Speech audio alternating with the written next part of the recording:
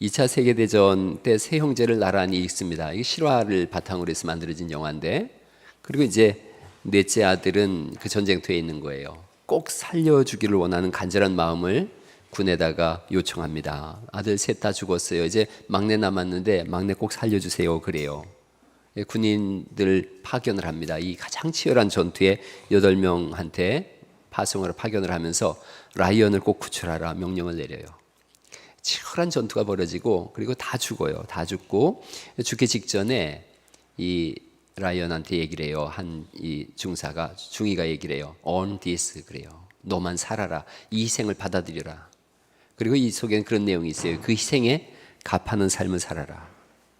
그래서 이 사람 살아요. 이 희생에 대응하는 값진 책임과 사명을 부여받은 그런 인생이 시작되어집니다.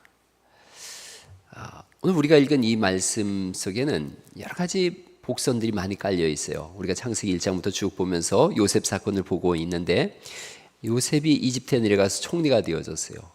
총리가 되어지고 우리가 읽은 말씀대로 7년대 풍년이 일어나고 그 후에 7년대 흉년이 진행되어졌어요.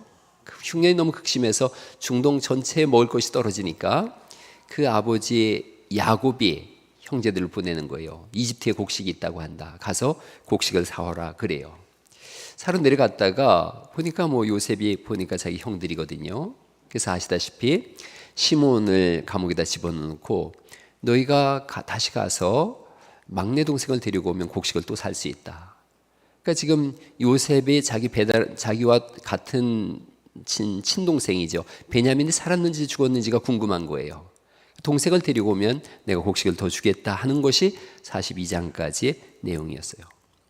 43장에 들어와서 시간이 1년쯤 지나니까 사온 곡식이 다 떨어지는 거예요. 다 떨어지니까 이제 아버지가 또 내려가서 곡식을 사오라 그래요. 그랬더니 이제 형들이, 이 아들들이 얘기하는 거죠. 막내 베냐민을 데리고 오지 않으면 곡식을 주지 않는다고 합니다. 그 이집트의 총리가 얼굴도 안 본다고 합니다. 그랬더니 이제 막 여기서 갈등이 일어나고 강렬한 대립이 일어납니다. 니들은 왜 막내가 있다고 얘기를 했냐? 그랬더니 이들도 할 말이, 아니 우리가 막내가 있다고 얘기한다 그래서 그 사람이 데리고 오리라고 꿈엔들 그 생각을 했겠습니까? 아버지가 살아계시냐 그래서 살아계신다 그랬고, 누가 또 있냐 그래서 동생이 하나 더 있다 그랬더니 덜컥 네 동생 데리고 오면은 곡식 준다고, 그 말을 할 줄 누가 알았습니까? 옥신각신 다툼이 일어나는 거예요. 그래서 방법이 없는 거예요. 내려가라. 그래서 못 내려간다고. 베냐민 안 데리고 가면 의미가 없지 않습니까? 이런 거 다툴 동안에 2번은 갔다 왔겠습니다. 이런 얘기까지 해요. 어쩔 수 없이 야곱이 막내를 내보냅니다. 베냐민을 내보내면서 이가 안 돌아오면 나 죽는다. 그랬더니 유다가 한 말이에요. 그 아들 중에 유다가 한 말이 43장 우리가 읽은 9절에 있는 말씀인데, 9절 말씀 다시 한번 읽어볼까요? 9절 읽어보죠. 시작. 내가 그를 위하여 담보가 되오리니 아버지께서 내 손에서 그를 찾으소서. 내가 만일 그를 아버지께 데려다가 아버지 앞에 두지 아니하면 내가 영원히 죄를 지리이다. 이 얘기를 하는 거예요. 내가 담보가 되겠습니다. 아라브라고 하는 히브리어를 썼는데 내가 보증을 쓰겠습니다. 이런 거예요. 그 막내를 데리고 오지 못하면 내 생명을 내놓겠습니다. 자기 목숨을 걸고 보증을 쓰는 거예요. 생명을 걸고 책임지겠다는 거예요. 야곱은 그래서 유다를 보면서 베냐민을 보냅니다. 자, 이제 베냐민을 데리고 이집트에 내려갔어요. 내려갔더니 요셉이 이제 받아들이죠. 시몬을 풀어주라 그러고 1년 동안 시몬은 감옥살이 했어요. 나와가지고 같이 식사를 하는 거예요. 식사 자리에서도 요셉이 자기가 11번째 자기 동생이라는 얘기를 밝히지 않습니다. 그리고 형들의 마음을 시험해 봅니다. 이렇게 해요. 양식을, 이게 44장에 나오는 말씀이에요. 양식을 다 자루에 넣어줍니다. 넣어주고 너희들이 가지고 온 돈도 그냥 도로 자루에 넣어라. 그렇게 해서 가득가득 채워주고 기분 좋게 한 다음에 몰래 그 부하한테 얘기를 해요. 신하한테 얘기해요. 저 베냐민의 자루에 은잔을 같이 집어넣어라. 몰래 집어넣어라 그래요. 자, 은잔을 살짝 뉘었어요. 그리고 이들은 너무너무 좋아가지고 이제 가는 거예요. 누명을 씌우는 거예요. 그들에게 달려가가지고 너희들이 이렇게 총리께서 너희들 그렇게 대접해주고 정말 극진하게 보살펴줬는데 어찌하여 우리 주인이 가장 좋아하는 그걸 가지고 점을 치는 가장 귀하게 여기는 은잔을 가지고 도망가느냐, 은잔을 훔쳤느냐. 그렇게 이들이 깜짝 놀랐는데 우린 그런 일이 없습니다. 그러면서 이들이 얘기해요. 만약 누구든지 그 은잔을 가지고 있다면 그는 죽을 것이고 우린 종이 될 겁니다. 근데 그럴 것까지는 없다. 그러면서 타협을 보기를 은잔을 가지고 있는 자는 종이 될 것이고 너희는 돌아가라 그래요. 자, 그래서 이제 맏형 루벤부터 자루를 열기 시작해요. 자루를 열는데 뭐 곡식하고 돈밖에 없으니까 통과. 루벤, 시몬, 레이, 유다 쭉 하는데 보니까 아무도 없거든요. 이제 형제들이 마음이 홀가분해졌어요. 야, 이제 이 곡식을 가지고 가면 되겠구나. 그리고 마지막 11번째 이제 베냐민의 곡식 자루를 열었는데 기가 막히게도 거기서 은잔이 나온 거예요. 형제들이 막 옷을 찢고 애통해요. 여러분이 43장 13절에 44장 13절에 그 말씀이 나오는데 옷을 찢고 애통했다는 것이 사실은 창세기 37장에 보면 아들 요셉이 죽었다고 형들이 그 피 묻은 옷을 가져왔을 때 그 아버지 야곱이 옷을 찢지 않습니까? 동일한 내용이에요. 아버지에게 했던 그 엄청난 죄의 대가를 지금 형들이 똑같이 받고 있어요. 이들이 울면서 다시 이집트로 돌아오죠. 돌아와서 엉엉 울면서 돌아오는데 요셉이 기다리고 있는 거예요. 요셉 앞에 다 엎드립니다. 다시 옛날에 형제들이 와서 엎드리겠다고 했던 그 꿈이 다시 성취된 장면이죠. 요셉이 아무렇지도 않은 척 얘기를 해요. 너희가 어찌하여 이런 일을 행하였느냐. 내가 그런 것쯤은 쉽게 아는 사람이지 너희가 알지 못하느냐. 형들의 태도를 알고 싶은 거예요. 자기 동생 베냐민을 어떻게 대했는지를 알고 싶은 거예요. 근데 이런 상황 속에서 유다가 나서서 전혀 다른 태도를 보여요. 아주 안타까운 마음을 가득해가지고 자기들의 결백을 주장하지도 않습니다. 또 은잔이 들어간 베냐민을 원망하지도 않습니다. 그러면서 이들이 수근수근 얘기를 하는데 자기 나라 말로 하니까 요셉이 못 알아들을 거라고 생각하고 얘기하는 거예요. 우리가 전에 우리의 동생 요셉에게 그렇게 몹쓸 짓을 했더니 하나님이 비로소 그 죄값을 지금 치르게 하는구나. 그러면서 이 유다가 얘기해요. 제가 노예가 되겠습니다. 제가 노예가 될 테니 우리 막내 동생을 보내주세요. 요셉이 거기서 이렇게 얘기해요. 아니다. 저 은잔이 들어간 저자만 남는다. 너희는 그냥 평안히 가라. 그러죠. 유다가 물러서지 않고 애원을 합니다. 아버지에게서 사랑하는 두 여자가 있었습니다. 그런데 그 중에 한 아이는 나갔고 짐승에서 찢겨준 걸로 아버지는 알고 있습니다. 나갔다라는 표현을 쓴 것은 자기들은 알고 있거든요. 이 요셉을 팔아먹은 것을. 그러니까 나갔다라고 표현을 하고, 그리고 베냐민까지 잃어버린다면 아버지가 죽겠다고 했습니다. 그래서 동생을 데려오지 못하면 영원히 나는 아버지한테 죄인이 되니, 그러니 내가 남고 동생을 올려보내주세요. 제가 종이 되겠습니다. 아이는 보내주세요. 이걸 애걸복걸해요. 여기서 요셉의 마음이 녹아내려요. 과거에 있었던 그 응어리진 상처들이 여기서 해결되어져요. 제가 저번에 그런 설교했어요. 풀어지지 않은 상처는 언젠가 가시가 돼서 나도 찌르고 남도 찌른다고요. 근데 여기서 비로소 해결이 되어져요. 그런데 가만히 보면은 성경의 그 신학 중에 예표론이라는 게 있어요. 예표론. 그림자 모형론이라고도 하고 예표론이라는 것도 있어요. 그러니까 구약의 어떤 사건들이나 어떤 인물들은 신약의 그리스도 예수님을 미리 보여준다. 미리 예자에다 나타날 표자예요. 미리 보여주는 모습으로, 또 예수님의 모형으로 나타난다. 그래서 모형론이라고도 하고 예표론이라고도 하는데, 로마서 5장 14절 말씀에 아담은 오실 자의 표형이다, 모형이다 이렇게까지 표현하고 있거든요. 이 유다의 사건은, 유다가 특별히 아버지한테 우리가 읽은 43장 19절 말씀에 제가 담보가 되겠습니다 라고 하는 이것은 예수님의 그림자예요. 예수님의 모형이에요. 이 담보라는 말을 신약 성경은 똑같은 헬라어를 어떻게 히브리어를 헬라어로 번역했냐면 보증이라고 하는 말로 번역했어요. 보증한다. 히브리서 7장 22절 말씀에 예수는 더 좋은 언약의 보증이 되셨느니라. 예수님이야말로 우리의 진짜 담보가 되셨다. 보증자가 되셨다. 예수님이 보증되심이 엄청난 사건이에요. 우리에게 오셔서 내가 너의 담보가 되어줄게. 너의 생명의 보증자가 내가 되어줄게. 이렇게 말씀하세요. 요한계시록 20장에 보면 굉장히 무서운 사건이 나옵니다. 바다와 죽음과 지옥이 죽은 자들을 다 내어놓습니다.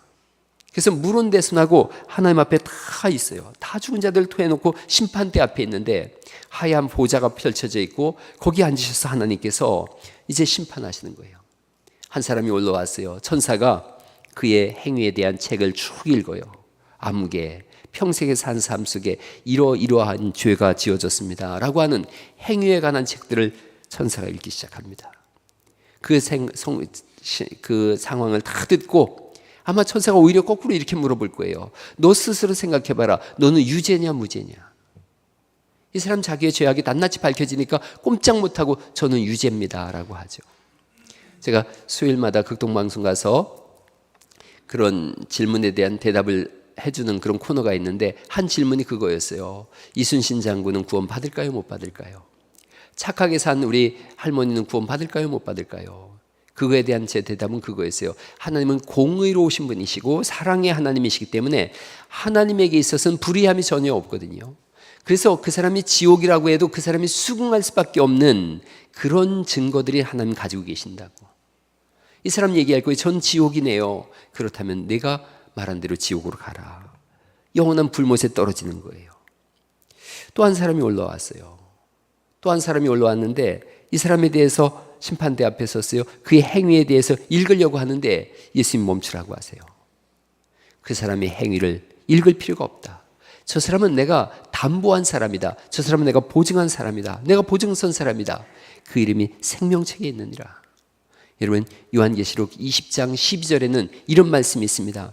죽은 자들이나 큰 자나 작은 자나 그 보좌 앞에 서 있는데 책들이 펴 있고 이 책들은 그 사람의 행위가 기록된 책들이에요. 또 다른 책이 펴졌으니 곧 생명책이라. 15절 말씀 같이 한번 읽어볼까요? 시작. 누구든지 생명책에 기록되지 못한 자는 불못에 던져지더라. 이렇게 말씀하세요. 우리는 예수님께서 보증선 사람들이기에 생명책에 이름이 기록된 사람들인 줄 믿으시기 바랍니다. 요한계시록 20장 다음에 21장이 나오는데 거기에 새하늘과 새 땅이 나와요. 예수님께서 보증선 사람, 즉 담보한 사람만이 들어가는 영원한 천국에 대해서 말씀하세요. 우리가 얼마나 행복한 사람들인가. 누구도 아니고 예수님이 담보선 사람들이다. 제가 우리 교회 가족들한테 그런 이야기 합니다. 성경적인 얘기를 해요. 보증 쓰지 마시라고. 성경에 자문서에 보증 쓰지 말라 그래요. 그런데 보증 쓰지 서서 망한 사람 우리 교회도 많이 있어요. 보증 쓰면 망했어요. 성경에 보증 쓰지 말라 그러거든요. 누가 보증 써달라 그러면 지금 보증 쓰는 세대도 아니니까. 전에 그런 얘기 드렸었어요. 차라리 돈을 드리라고. 그랬는데 우리를 누가 보증 서줄 수 있는가? 우리의 신뢰를 누가 확인하고 누가 보증 설 수 있는가? 예수님께서 만유의 주시고 만왕의 왕이신 예수님께서 우리를 보증 쓰는 사람들인 줄 믿으시기 바랍니다. 한번 옆 사람한테 알려주세요. 성도님은 예수님이 보증 선 사람입니다. 한번 해주시죠. 시작. 예, 그래요. 이게 43장의 유다의 그림자예요. 유다의 예표가 그 실체이신 예수님께서 오셔서 말씀해 주시는 거예요. 유다가 보증 서서 베냐민이 살았다면 내가 보증 서서 너희들이 산다. 이걸 말씀하는 거예요. 적용점을 한번 가져가 봐요. 적용점은 보증 쓴다는 건 책임진다는 뜻이에요. 내가 보증 쓸게, 내가 담보가 될게, 내가 책임질게, 이런 거예요. 신앙이 어떤 사람인가? 믿는 사람들이 어떤 사람들인가? 책임지는 사람이에요. 부모, 자녀, 세상. 하나님은 우리한테 책임지라 그러세요. 우리가 어떤 사람들인가? 서로를 향해서 책임지는 사람이에요. 오래전에 정말로 아리따운 아가씨하고 첫 데이트를 했는데 그 아가씨가 제 팔짱을 딱 끼는 거예요. 제가 얼굴이 빨개져가지고 책임져요. 그랬더니 지금까지 책임지고 있어요. 여러분, 팔짱 한 번 껴도 평생 책임. 증인 말하시오. 지금까지 책임지고 저런 때 살고 있어요. 여러분, 팔짱 한 번 껴도 평생 책임지는 걸요. 가족으로 묶인 사람들이 가족은 좀 달라요. 여러분, 오늘 제가 라이언 일병구하기 영화 얘기했는데 달콤한 인생이라고 하는 영화도 저 봤어요. 이병헌 나온 영화예요. 이병헌 영화. 이병헌이 그 보스한테 그 건달들 패밀리죠. 그 보스한테 막 총을 들이대면서 그래요. 말해봐요. 저 진짜로 죽이려고 그랬습니까? 나 진짜로 죽이려고 그랬어요? 7년 동안 당신 밑에서 개처럼 일해온 날 말 좀 해봐요. 무슨 말이라도 해봐요. 그랬더니 그 유명한 김영철의 대사, 넌 나에게 모욕감을 줬어. 나한테 왜 그랬어요? 그랬더니 넌 나에게 모욕감을 줬어. 제가 이 영화를 보면서 이게 패밀리라고 하는데 이건 패밀리가 아니에요. 모욕감을 줬다고 죽이려고 했다. 말만 가족이지 가족 아니에요. 내 자존심보다 소중한 것이 가족인 줄 믿으시기 바랍니다. 자존심 세우느라고 무너진 가정들이 얼마나 많은지 몰라요. 교회가 마찬가지예요. 그리스도의 보배로운 피로 우리가 그리스도의 몸된 사람들인 줄 믿습니다. 한 몸된 가족인 거예요. 우리 안에서 예수 안에서 우리는 한 가족이에요. 한 가족. 가족 같은이 아니에요. 가족처럼이 아니에요. 가족이에요. 그래서 가족은 자존심도 또 어떤 모욕감도 때로는 그런 아픔도 다 내려놓는 거예요. 그게 가족이죠. 진짜 패밀리예요. 한번 확인해 주세요. 성도님은 내 가족입니다. 한번 해보시죠. 시작. 네, 그럼요. 네. 그래서 때로는 오해가 되어져도 이겨나가는 거예요. 부부 세미나에서 크게 은혜 받았대요. 뭐 사랑한다고 그리고 막 눈물 펑펑 흘리고 부부 세미나 가면 막 울고불고 막 회개하고 그러거든요. 집에 오면서 받은 은혜를 막 나누는 거예요. 남편이 말했어요. 오늘 크게 은혜, 정말 크게 은혜 받았어. 빌립보서 5장 33절 말씀에 아내 사랑하기를 자신같이 하고 아내도 자기 남편을 존경하라. 얼마나 은혜가 되는지 몰라. 다시는 화를 내지 않을 거야. 난 당신만 사랑할 거야. 근데 아내가 그 말 받아서 정말 고마워 여보. 그런데 빌립보서 5장이 아니라 에베소 5장이야. 빌립보서는 4장까지밖에 없어. 남편이 무슨 소리야? 내가 적어뒀어. 아내가 바보같이 또 잘못 들었구만. 뭐 바보? 이해했 내가? 큰 은혜를 받고 더 큰 목소리로 싸우는 거예요. 얼마나 소소한 일에 다툼이 있는지 몰라요. 가족이라고 하면서 예수 그리스도 안에서 한 모임이라고 하면서 얼마나 소소한 오해 때문에 사람들이 무너지는지 몰라요. 여러분 다투는 것은 이런 걸로 다투는 거예요. 기후 위기라고 하는데 플라스틱 좀 줄이자 이런 걸로 다투는 거예요. 일회용품 쓰지 말자 이런 걸로 다투는 거예요.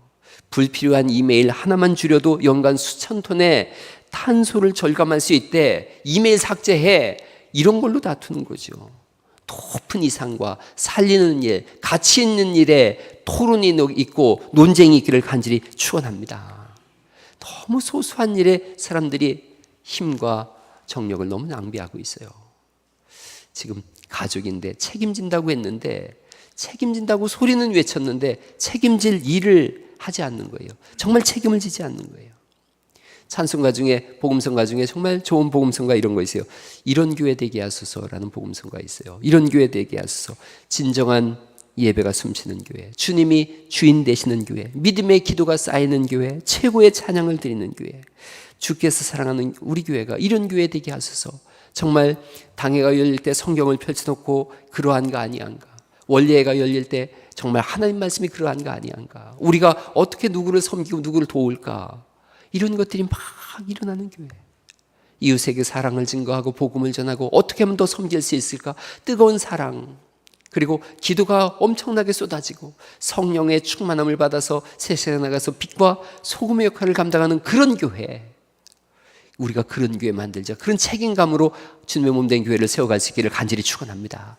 우리 찬양 같이 한번 부르시고서 말씀 좀 나눠보기로 해요. 진정한 예배가 숨쉬는 교회, 이런 교회 되게 하소서. 같이 한번 불러보시죠.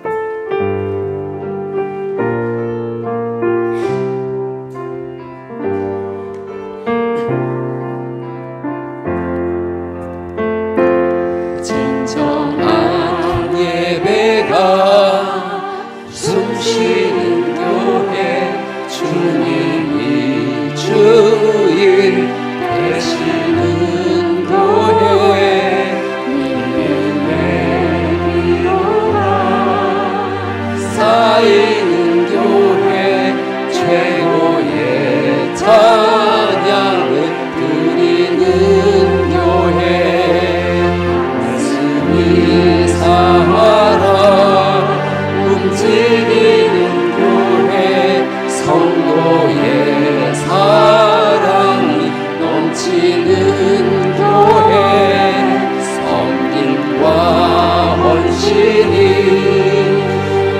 기둥이 되어 열매 맺는 아름다운 교회 주의 마음 닮아서 이웃을 사랑하는 교회 주의 영광을 위해서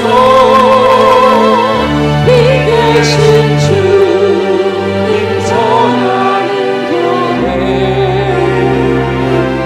사랑의 불꽃이 활짝 피어나 날마다 사랑에 빠지는 교회 주께서 사랑하는 우리 교회가 이런 교회 되게 하소서. 할렐루야. 저는 정말 우리 교회가 이런 교회 되기를 원하고 또 그렇게 가고 있다라고 믿어요. 근데 찬송하고 바란다 그래서 이런 교회가 되는 건 아니에요. 이런 교회를 세워가겠습니다 라고 책임지는 사람이 있어야 돼요. 다 손 놓고 있을 때 벌떡 일어나서 내가 담보가 되겠습니다. 내가 보증이 되겠습니다. 내가 이런 교회 세워가겠습니다. 하나님께서 이 교회를 그렇게 세워가라고 우리를 맡겨주신 줄 믿으시기 바랍니다. 그리스도의 군사로 부르셔서 책임지라 그랬어요. 책임지라. 몇 년 전에 뜨거운 여름날 토요일이었어요. 8시쯤 됐는데 6층에 제가 있는데 누군가가 5층에서 달그락 하는 소리가 들려요. 내려가 봤더니 우리 돌아가신 김종현 장로님께서 땀을 펄펄 흘리면서 그 뜨거운 여름날 혼자 청소를 하세요. 건강도 안 좋으셨는데 아유 장로님 왜 이렇게 하세요? 그랬더니 이거라도 할 수 있으니까 감사합니다 그러신 거예요. 몇 해 전에 추운 겨울날 정말 손이 꽁꽁 언 채로 전두지를 낳는 우리 조정순 권사님 계셨어요. 권사님 추운데 들어가세요. 그랬더니 이거라도 할 수 있어서 감사합니다. 그래요. 돌아가신 최상득 집사님을 아시는 분들 계시지만 한 70%는 잘 모르실 거예요. 새로 오신 분들이라. 젊은 시절에 교통사고를 당하셨어요. 평생을 누워 계셨거든요. 휠체어 타고 교회 주일날 간신히 오셨어요. 1월달 그 추운 날 우리가 첫 주에는 전국 목회자 세미나라 그래서 전국에서 한 700여 분의 목사님들을 모셔서 세미나를 열어드렸는데 그 추운 1월 첫 주에 이분이 휠체어를 타고 꽁꽁 얼어가지고 오셔가지고 검은 봉투를 내밀었어요. 검은 그 봉다리에 든 봉투를 내미셨어요. 그러니까 봉투를 접어가지고 번 돈 100만 원을 가지고 오셔서 이걸 전국 목회자 세미나에 써달라 그런 거예요. 그 돈이 교자씨가 되어졌어요. 그 어머니가 염순이 권사님이세요. 아들이 죽기 전에 못 돌아가신다고 그러셨는데 아들이 죽고 정말 일주일 뒤에 요양병원에서 의식 없이 지내시다가 돌아가셨어요. 이분들 전부 천국에서 영생을 얻고 계심을 저는 알고 있어요. 평생을 헌신하시고 교회를 책임지신 분들이에요. 몸으로, 물질로, 그것도 안 되면 기도로. 그래서 교회를 그렇게 책임진 분들이 계셨기에 오늘 우리가 여기서 이렇게 예배하게 되는 줄 믿습니다. 그 헌신이, 그 책임이, 그 충성이 천국에서 해같이 빛나는 거예요. 교회는 그런 사람들의 모임이에요. 시대를 책임지고 교회를 책임지고 다른 사람의 영혼을 책임지는 사람들. 제가 우스갯소리를 들었는데 이단들은 천주교인을 전도하지 않는데요. 천주교인이 여기 없어서 제가 이런 얘기하는 거예요. 이유가 천주교인을 전도하지 않는 이유가 몇 가지 있는데 첫째가 천주교인은 1,000원만 헌금한대요. 그리고 주일에 1시간만 있는데요. 그리고 폐만 끼친대요. 믿는지 뭐 그게 진짜인지 아닌지 모르지만 얘기는 그런 거예요. 책임지지 않는 사람은 이단도 싫어한다는 거예요.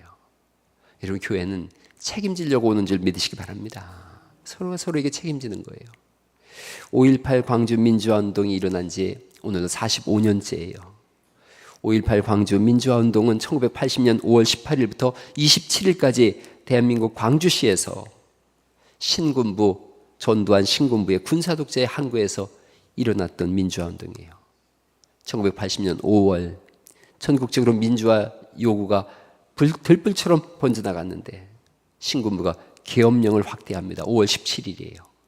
국회를 해산하고 정치활동을 금지합니다. 그리고 5월 18일 날 전남대 학생들이 시위를 할 때 계엄군들이 폭력적으로 이 시위를 진압했어요. 공수부대가 무차별적으로 다 폭행하고 민간인을 학살하는 것이 자행되어졌어요. 공식 집계로만 사망자 200명, 부상자 수천 명이에요. 그런데 비공식적으로는 수천 명이 죽었어요. 훨씬 많은 사람들이 죽었어요. 민간인, 학생, 어린이, 여성 무차별적으로다가 학살했어요. 국가 권력에 의해서 자행된 민간인 학살이라는 점에서 한국 현대사의 가장 큰 비극이에요. 그런데 이렇게 책임진 사람들이 일어났어요. 이렇게 민주를 외친 사람들이 일어났어요. 그리고 전환점이 일어났어요. 1987년에 6월 민주항쟁과 직선제 개헌으로다가 민주화의 밑거름이 되어졌고, 이들의 희생이 헛되지 않아서 오늘 이 대한민국은 가장 찬란한 나라를 이루고 있어요. 세계 10대 나라 중에 10대 강국 중에 이렇게 치안이 철저하고 민도가 높은 나라는 지구촌에 없어요. 한 시대에 피 흘리면서 책임진 사람도 있었더니 그 다음 세대가 숨통이 열려요. 교회가 그렇고 시대가 그래요. 오늘 하나님께서 우리를 통해서 책임지라고 하면 우리뿐 아니라 우리 다음 세대의 숨통이 열리고 복음이 증거되어지고 하나님 나라가 세워질 줄 믿습니다. 우리 보고 책임지라 그러세요. 책임지는 사람이 세상의 중심이고 책임지는 사람이 세상을 살립니다. 책임지는 사람이 그 교회의 직분자예요. 교회를 책임지세요. 가정을 책임지세요. 자녀를 책임지세요. 스스로를 책임지세요. 교회를 책임지는 거는 교회에 왔으니까요. 이런 건 거예요. 예배할 때 함께 가자고 예배 함께 가자고 하세요. 그게 그 영혼을 책임지는 거예요. 교회를 할 때 내 혼자 하는 것도 좋지만 함께 하자고 손을 내미세요. 이 교회 책임자들은 그런 건 거예요. 함께 합시다. 함께 교회를 세워갑시다. 책임지는 사람들이에요. 적용점을 하나 더 조금 더 깊이 들어가 보면 책임지는 것은 이런 거예요. 베냐민을 구하는 거예요. 제가 라이언 일병 구하기를 말씀드렸는데 베냐민 구하기라고 오늘 제목을 정했어요. 베냐민 구하기. 유다의 삶을 가만히 반추해 보면 동생 요셉을 팔았거든요. 아버지는 날마다 슬픔 속에 살아요. 더 이상 이 가정은 웃음이 없어요. 비극을 품은 가정이에요. 유다는 허랑방탕합니다. 가나안 땅에 가서 이방인 여자와 결혼해서 살고 아들 둘이 죽는 그 참변을 보게 되어지고, 그리고 자기 며느리와 근친 상간하는 바닥까지 떨어져요. 그런데 이런 가장 큰 위기 속에 이제 굶주려서 죽게 되었는 더 큰 위기가 왔을 때 유다가 나서요. 내 목숨으로 동생을 지키겠습니다 라고 해요. 그로 인하여 반전이 일어납니다. 유다의 후손을 통해서 예수님께서 오세요. 베냐민을 구했지만 결국은 자신을 구한 거예요. 베냐민을 구했지만 결국은 시대를 구한 거예요. 그래서 누가 지금 위험에 처해 있는 베냐민인가를 눈여겨보세요. 아픈 부모일 수 있고, 학업과 취업의 난관 속에 있는 자녀일 수 있고, 신앙이 연약한 성도일 수 있어요. 경제적인 약자가 있을 수 있고, 정서적으로 지친 분들이 있을 수 있고, 몸이 아픈 분들이 있을 수 있어요. 또 미자립 교회들이 있어요. 그래서 누가 아픈 베냐민인가를 눈여겨보는 거예요. 그리고 유다가 취한 것, 나이가 담보되겠습니다 라고 한 것처럼 유다의 역할을 하는 거예요. 전화를 하기도 하고 만나기도 하고 안부를 묻기도 하고 식사 초대를 하기도 하세요. 목장을 하고 있는데 아프면 병원을 동행해 주시기도 하시고, 어떤 미자립 교회나 또는 학생들을 위해서 누구든지 익명으로다가 목장에서 헌금을 해서 담보 서기를 해주기도 하고, 기도의 담보 리스트를 쭉 적으세요. 그분을 위해서 내가 이렇게 담보하겠다. 그렇게 실제적인 삶의 현장 속에서 유다의 삶을 열어갈 수 있기를 간절히 축원합니다. 실제로 움직이는 거예요. 가슴 뛰는 삶의 이력서를 다시 써라라고 하는 책에 대해서 제가 꽤 오래전에 한번 이 책을 말씀드린 적이 있어요. 가슴 뛰는 삶의 이력서로 다시 써라. 초고속 승진가도를 달리던 요한나 볼프강, 이 두 사람이 일과 인생이 겉돈다는 걸 생각했어요. 최고의 직장을 그만두고 자신한테 영향을 줬던 230명을 만나서 롤모델로 삼았던 230명을 만나서 인터뷰를 해요. 그리고 그 중에 23명의 삶을 기록한 책인데, 그 중에 한 사람이 안과 의사인 닥터 V라고 하는 사람이에요. 닥터 V. 이 사람은 잘 나가는 의사였어요. 그런데 이분이 그 백내장이나 앞을 못 보는 분들을 수술해주는 그런 의술을 시작해요. 돈이 있는 사람은 유료, 돈이 없는 사람은 무료. 1년간 2,000명 이상의 백내장을 수술해줘요. 그 이 일들을 계속하기 위해서 80세 나이에도 아침 6시에 출근해서 이 일을 합니다. 2009년에 돌아가셨는데 죽는 날까지 수술을 멈추지 않았어요. 그 뒤를 이어서 출세의 문이 활짝 열려있던 젊고 실력 있는 의사들이 인도 마두라이로 달려갑니다. 그래서 이들이 단체를 구성하고 매년 목표가 100만 명 수술시켜주는 거예요. 이 사람의 말이에요. 닥터 V의 말이에요. 나는 도움을 줄 수 있었고 그래서 그렇게 했습니다. 사람들이 고통받고 있는데 연금이나 받으면서 편히 쉴 수는 없지요 라는 거예요. 그게 베냐민 구학이에요. 그게 성도의 책임지는 거예요. 자기 연민과 자기 파멸에 빠진 유다가 다시 세상의 중심에 설 수 있었던 이유는 책임지겠습니다. 내가 저 사람의 생명을 내가 담보로 삼겠습니다. 그 순간 치유와 회복이 일어났어요. 말씀을 정리해 보려고 그래요. 라이언 일병구하기로 제가 말씀을 시작했는데 라이언 일병구하기의 끝은 그래요. 라이언은 구조됩니다. 그리고 영화는 현재의 모습으로 들어와서 라이언이 자기를 살린 밀로데이 앞에 그 무덤 앞에 서요. 눈물을 흘리면서 이렇게 얘기해요. 가족하고 같이 왔습니다. 가족들도 오고 싶어 해서요. 여기 오면 기분이 어떨까 생각했습니다. 그 다리에서 저한테 하신 말씀 on this 받아들여라.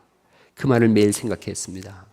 최대한 잘 살려고 노력했고 그런 대로 잘 살아왔습니다. 최소한 대위님의 눈에 대위님의 희생이 헛되지 않기를 그렇게 보이기를 바랍니다. 라고 하면서 마지막으로 거수격리를 합니다. 그리고 자문해요. 내가 충분히 좋은 사람이었습니까? 나는 당신들의 희생에 갚하는 삶을 살았습니까? 라고 자기에게 자문해요. 예수님이 우리를 위하여 십자가에 죽으셨어요. 우리를 담보 삼아 주셨어요. 그리고 우리에게 이제 물어보시는 거예요. On this, 이 복음을 받아들여라. 이 복음을 받아들이고 복음에 합당한 삶을 살아라. 어느 날인가 우리가 주님 앞에 서는 날이 올 거예요. 그때 주님 앞에 똑같이 우리가 대답해야 될 거예요. 주께서 나를 살려주셨는데 내가 주님의 희생에 합당한 가치 있는 삶을 살았는지요? 라고 묻고 내 삶으로 답해야 합니다. 평생에 베냐민 구하기처럼 여러분 우리를 담보 삼으신 예수님 앞에서 값진 삶을 삶으로 인해서 그 답을 해내는 은혜가 있기를 예수님의 이름으로 축원합니다. 우리